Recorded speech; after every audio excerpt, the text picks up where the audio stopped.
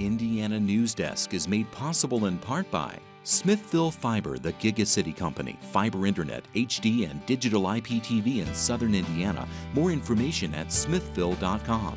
Maller Grodner Attorneys, providing legal services to clients and the community. Understanding, expertise, results. Bloomington and Indianapolis, lawmg.com. The IU School of Education, preparing teachers, scholars, and administrators to improve teaching in Indiana and around the world.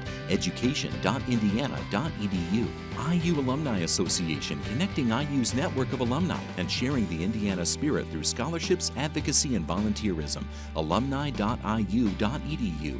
The Radio and TV News Endowment, a fund established by listeners and viewers to sustain reporting of Indiana news. More information at indianapublicmedia.org/support. And by WTIU members. Thank you. Coming up on Indiana Newsdesk. Bloomington is considering major changes to Kirkwood Avenue that would make it more pedestrian friendly. Coming up, we'll bring you to this Indiana city to show you how a similar plan is working.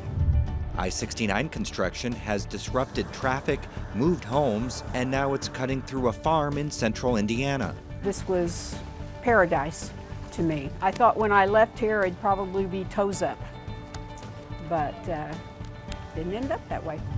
Plus, folks in Brown County are hoping a performance art venue will bring new and sustained tourism to the area. And we're in a vicious cycle with the heat. People spend more time in the air conditioning when it's hot, but air conditioners emit greenhouse gases that make the earth hotter. Our energy and environment reporter joins us on set to explain. Those stories, plus the latest news headlines from across the state, right now on Indiana Newsdesk.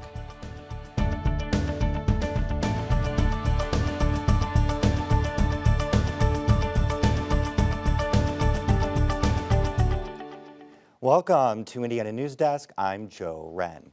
As Bloomington leaders look toward the city's future, they're trying to make getting around easier for residents, regardless of how they're getting places. A proposed transportation plan puts an emphasis on making streets more pedestrian friendly and includes major changes for Kirkwood Avenue. As Barbara Brozier reports, residents weighed in on those ideas at a meeting last night.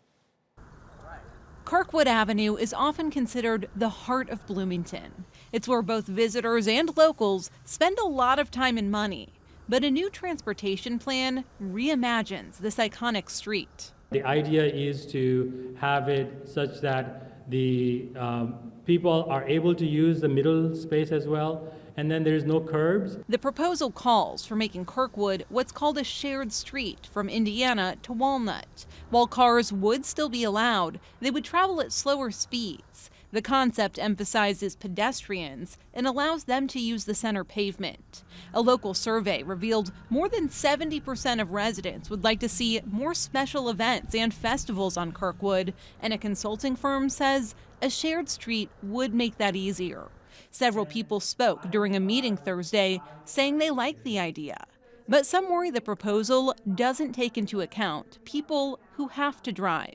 And I'm concerned about access in and around Bloomington by car for the elderly. I'm very concerned about the safety as we narrow the streets. Another controversial recommendation involves converting College, Walnut, Atwater, and 3rd Streets into two-way roads. The consulting firm working with the city on the plan says the change won't disrupt traffic and will help businesses. The slower the traffic is, the more streetscape that is improved, it is going to help the economic vitality of downtown. While some worry the change could limit on-street parking and cause major backups, others think it could be safer for pedestrians. Switching that to two ways, the drivers will have to look both ways, and that'll slow stuff down. Several other Indiana cities have considered similar changes in recent years, including here in South Bend. This main drag through downtown used to be one way until a couple of years ago when the city converted it to two. Rather than being a route out of town, they say it now encourages people to stick around. When we create that atmosphere, we have a greater likelihood of retail and business development to succeed. Since South Bend leaders started working on what they call their Smart Streets initiative in 2013, they say there's been about $100 million in new investment downtown.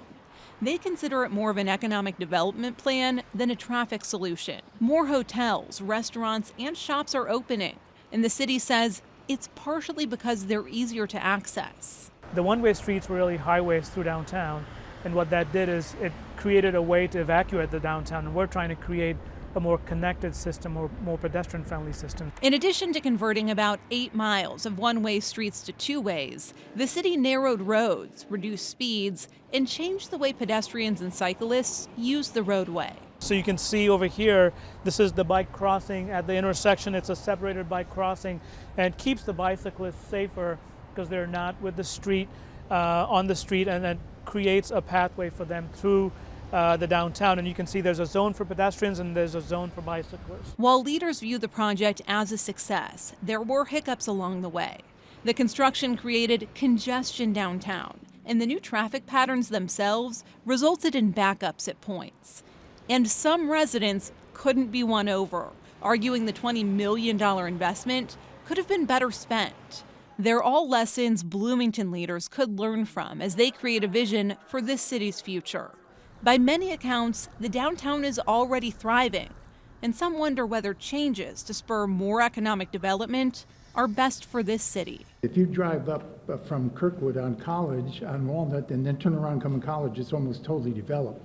So I don't think that's an issue. The city will make changes to its plan based on resident feedback. It could go before the Plan Commission as early as September. For Indiana Newsdesk, I'm Barbara Brozier. Now, several people told us what they think about the draft transportation plan on Twitter. Jessica says, I would love to see this here. Walnut are effectively highways and hurt our downtown. Plus, two ways mean one of them can be used for festivals and events without making it difficult to go around in circles. And David says, as a South Bend resident, let me say that money would be better spent on a citywide effort to eradicate potholes, replace streets that have patches on patches, and generally improving infrastructure. Don't forget, you can go on Twitter and leave your comment as well. And now an update to a story we brought you last week. Indiana health officials confirmed the first death from the hepatitis A outbreak this week. Because of privacy issues, they're not releasing any details about the death. Hepatitis A is a highly contagious liver disease. Someone can contract the virus through contact with an infected person or contaminated food. The state is allocating an additional $1 million to supply local health departments with hepatitis A vaccines to use on at-risk populations. Now, while Indiana typically sees about 20 cases a year, there are 214 hepatitis A cases in the state associated with the outbreak. 7 counties are affected. Vigo County leaders approved a 1% food and beverage tax this week. That paves the way for a new hotel and convention center. Officials hope a new downtown destination will spur economic development. As one hit occurs, we get a little bit of good news. Now, are we going to balance out probably the next 3 or 4 years? No. But I see a bright future for us. He says he hopes others will see the convention center as a sign that the community is investing in itself. That will in turn stimulate other projects. There was also a big announcement in Kokomo this week. The city plans to build a downtown conference center that will include a hotel and a museum. A Hilton Garden Inn, conference center, and auto museum is Kokomo's latest downtown development. Mayor Greg Goodnight and others made the official announcement Tuesday. Represents a $26 million investment in the heart of Kokomo. The lot is on the corner of Main and Superior Streets, the former site of the city's transit center. The city is partnering with Dora Hotel Company to develop and manage the conference center. Maybe an extended stay hotel, and then a hotel where average stay is 1.2 nights, that kind of thing, so we can get a wide spectrum of visitors that stay downtown. The conference center will be able to accommodate 560 people. Goodnight says the Visitors and Convention Board have saved about $1.5 million from the county's 5% innkeeper's tax to put towards the project. The biggest chunk is going to come from private investment, but because it's a conference center that will entitled be owned by the city, it will be the Convention and Visitors Bureau, the county government and city government are all participating. Construction should begin early next year. Now for headlines, we go over to Barbara Brozier, who has the latest on this week's top stories. Thanks, Joe. Indiana Attorney General Curtis Hill is defiantly maintaining his innocence. He says he's been unfairly denied due process amid allegations that he groped a lawmaker and 3 legislative staffers. 3 women have come forward to say they were groped by Hill. Hill calls it a witch hunt.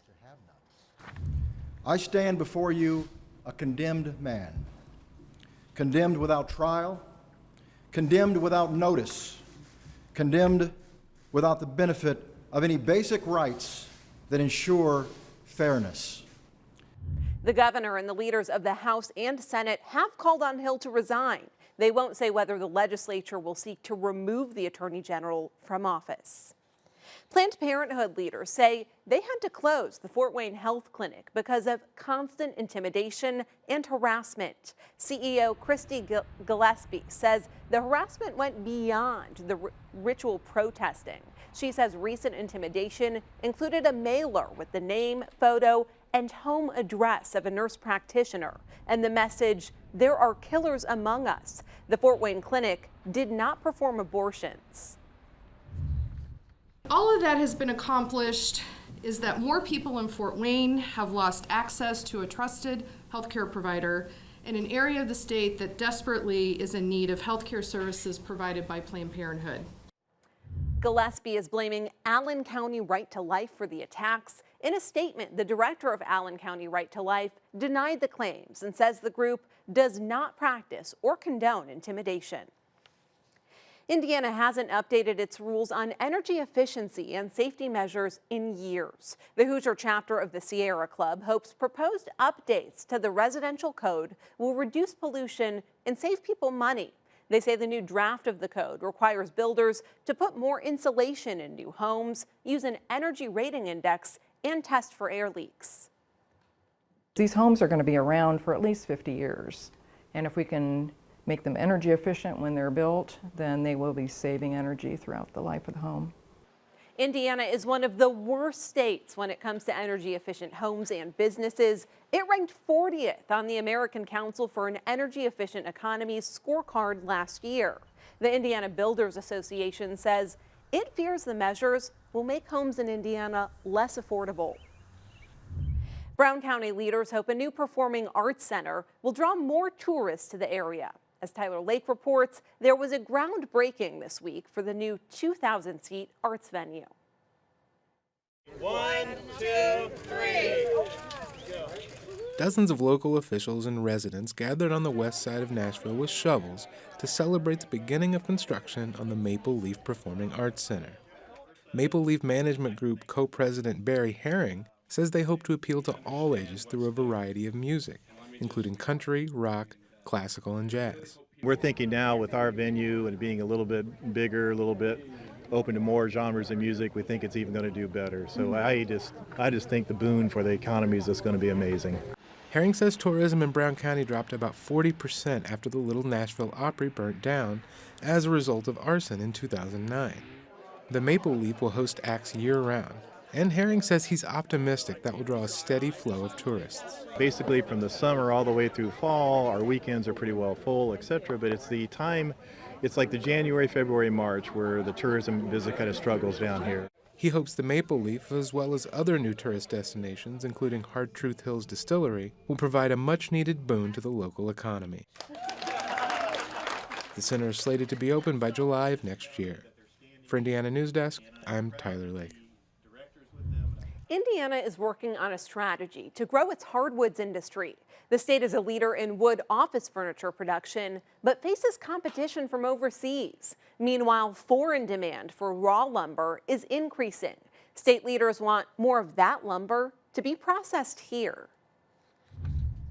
It helps those rural communities where most of these types of companies are located to grow and be sustainable.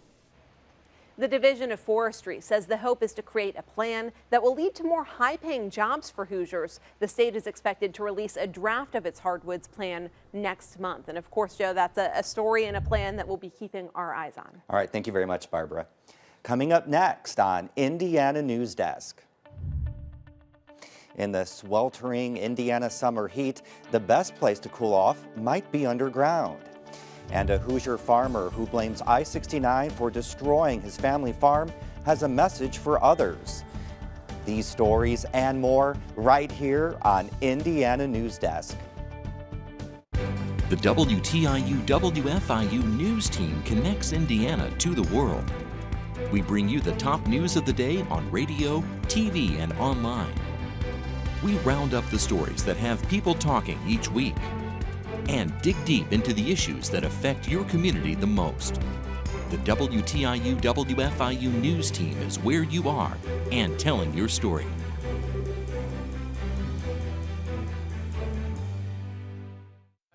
$10,000. 15? 15, you think? 20, 21,000? 600. 20. 18,500. 24. It's at least 40. Look at it. 4,500,000. 650. 20. 650. This textile would be worth about $500,000. $500,000? No way. I knew it's just a blanket. Laying on the back of a chair. Well, sir, you have a national treasure. Wow. A national treasure. Congratulations. I can't believe this. Welcome back to Indiana Newsdesk. Bloomington's controversial armored vehicle was delivered this week. The city hosted an open house so people could come see it and ask questions. Several dozen people filed through to see the armored vehicle and talk to members of the CERT team that will use it. The open house was pulled together last minute, and Bloomington Black Lives Matter spokesperson Vox Booker questioned why the city didn't give people more notice. The city did not give more time and more notice for folks to be involved, coming out to see the vehicle. The city announced the purchase of the armored vehicle in February, but critics protested the decision, citing fears it would lead to police militarization. This is a vehicle that you could take into a war zone and have a strategic tactical advantage over an opponent. I'm not sure that it's a vehicle that's conducive to good community policing. Only the critical incident response team can use the vehicle. A city council ordinance passed last month limits when and how it can be deployed. Bloomington Chief of Police Mike Dekoff says the Bearcat is a basic Ford truck with a steel body. The picture had been painted of this something different than what it actually is. The mayor says it's his hope the police department will never have to deploy the vehicle, but if they do, it will only be in highly dangerous situations. Now, the day after the open house, someone hacked a construction sign to protest the CERT vehicle. The sign displayed the words "Abolish ICE" and "Burn the Bearcat" in reference to the newly acquired armored vehicle. The city removed the message, and they're calling it an act of vandalism. Police are investigating. If you take the new Sample Road exit off State Road 37 in Bloomington, there's a sign that might catch your eye. As Barbara Brozier reports, a farmer living along the future I-69 corridor says it's his warning to others whose properties are in the path of the interstate. Kathy Jackson has lived on this Monroe County farm for almost her entire life. I had all of this pasture. I could just ride the horse and have the best time. After growing up here, she and her husband built their own home on the property. They raised a family here and hoped their children would do the same. This was paradise to me. I loved it. I thought when I left here it'd probably be toes up, but didn't end up that way. Kathy recently moved out of the county because the peaceful view from her front porch just isn't the same. I said when they started this, they might as well have taken my heart. With Section 5 of Interstate 69 coming through Monroe County, a new frontage road cuts right through the middle of the Jacksons' farm. The horses you see over here and the horses up there, to get these horses to the barn, I got to walk them across the road. And it's dangerous for one thing, and it just split the farm in half. It led Joe to put up this sign, one he hopes people along the next section of I-69 will take seriously. The state they don't care about the people they destroy. But the state only took the I-69 Section 5 project over from a private developer last year. INDOT says it wasn't privy to early conversations I-69 development partners had with affected property owners. We find out all the time as we are dealing with residents who live nearby that not necessarily that promises were made, but things were talked about that have been lost in the files since I-69 Development Partners is no longer part of the project. Dietrich says the Section 5 project only impacted about 59 acres of farmland. He says they put up horse crossing signs near the Jackson farm and continue to work with the family. In the case, I think, where Mr. Jackson was asking for a culvert or a bridge to be built, it just wasn't economically or engineering-wise feasible. But the Jacksons say the interstate took more from them than a portion of their land. It robbed them of their slow way of life. For Indiana Newsdesk, I'm Barbara Brozier.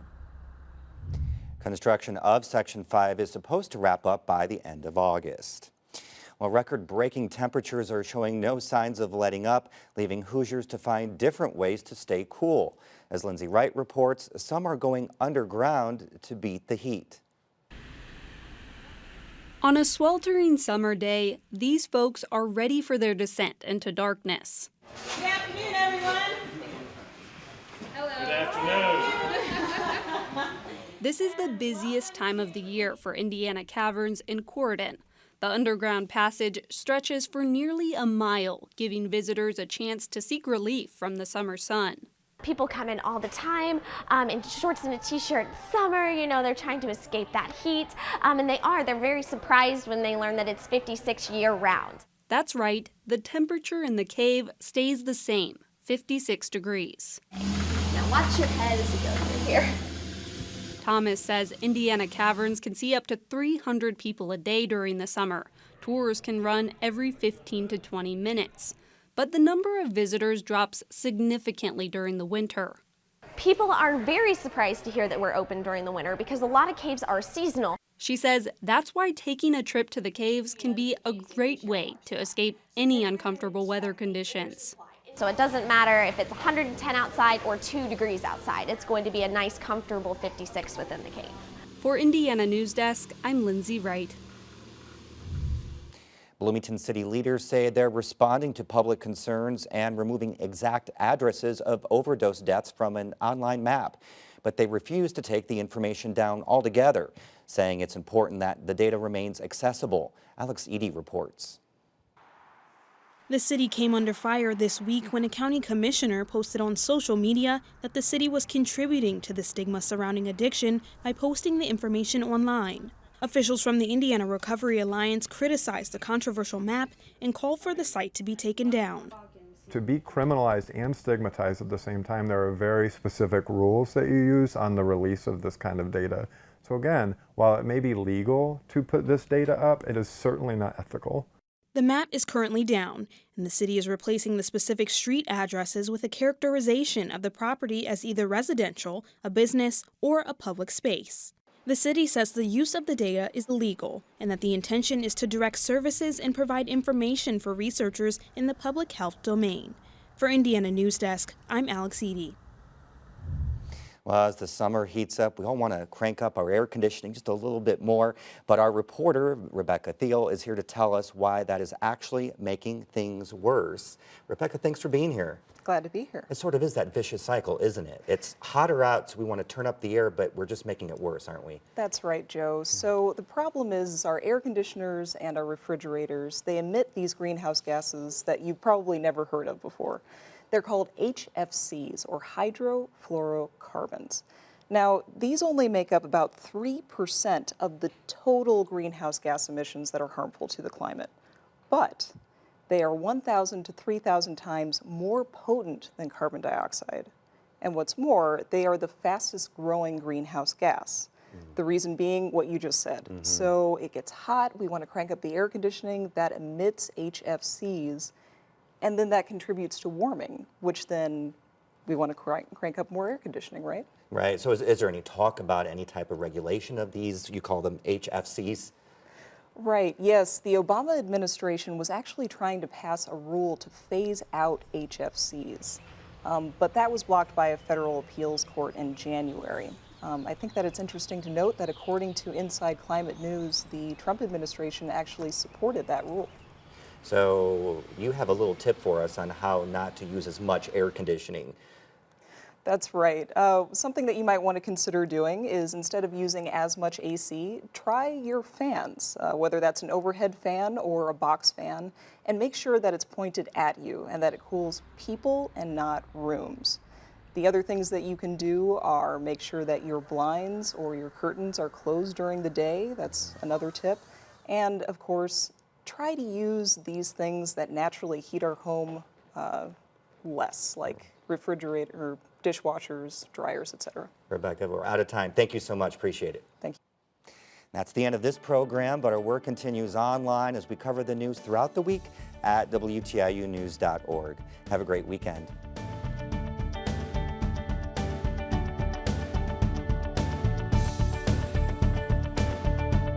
Indiana Newsdesk is made possible in part by Smithville Fiber, the Gigacity Company, fiber internet, HD, and digital IPTV in southern Indiana. More information at smithville.com. Maller Grodner Attorneys, providing legal services to clients and the community. Understanding, expertise, results. Bloomington and Indianapolis, lawmg.com. The IU School of Education, preparing teachers, scholars, and administrators to improve teaching in Indiana and around the world. education.indiana.edu.